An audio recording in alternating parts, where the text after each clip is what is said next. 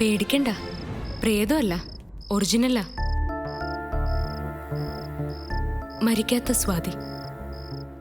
നീ ഇതുവരെ എവിടെയായിരുന്നു? അതിനു മുമ്പ് എനിക്ക് എന്ത് പറ്റിയെന്നല്ലേ ചോദിക്കേണ്ടത്? ഭാഗ്യം കൊണ്ട് മാത്രം ഞാൻ മരണത്തിൽ നിന്ന് രക്ഷപ്പെട്ടത്. അല്ലെങ്കിൽ ഇങ്ങനെ സംസാരിക്കാൻ ഞാനിപ്പോൾ ഏട്ടൻ്റെ മുമ്പിൽ വരില്ലായിരുന്നു.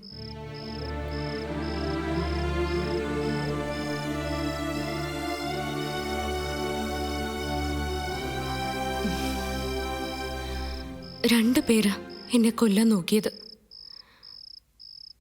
ഗൗരിയും വേദയും.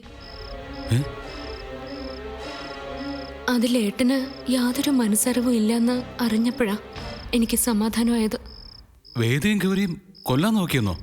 അതെ.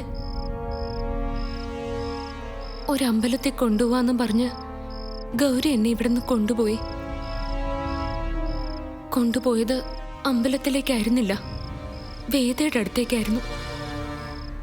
കയ്യില് പാമ്പിന്റെ വിഷമായിട്ടാ വേദ നിന്നിരുന്നത്. അത് വേദ എന്റെ ശരീരത്തിൽ കുത്തിവെച്ചു.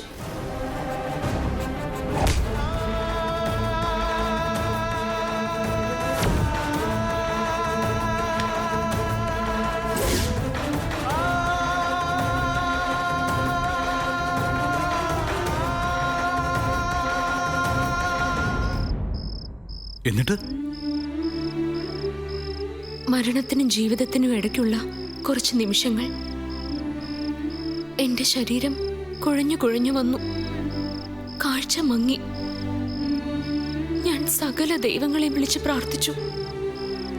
അപ്പോഴാ ദൈവദൂതനെ പോലെ ആ മനുഷ്യൻ കടന്നു വന്നത്. ആര്? എന്റെ ജീവിതത്തിൽ ഇതുവരെ ഉണ്ടായ സകല ഭാഗ്യങ്ങൾക്കും ഭാഗ്യദോഷങ്ങൾക്കും കാരണക്കാരനായ അതേ മനുഷ്യൻ. അതെ, അദ്ദേഹം എന്നെ രക്ഷിച്ചത്.